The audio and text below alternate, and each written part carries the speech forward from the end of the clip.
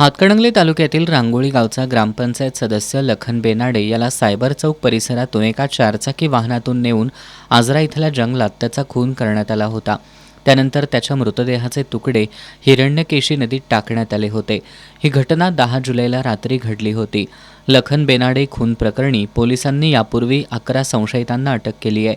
या गुन्ह्याच्या तपासामध्ये सुभाषनगरमध्ये राहणारा संशयित महम्मद दस्तगीर कच्छी याचंही नाव निष्पन्न झालं होतं.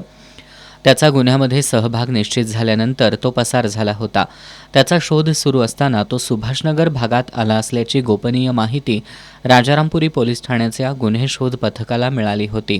या माहितीनुसार पोलीस निरीक्षक सतीश होडगर यांच्या मार्गदर्शनाखाली गुन्हे शोध पथकानं सुभाषनगर परिसरात सापळा रचून कच्छीला अटक केली आहे.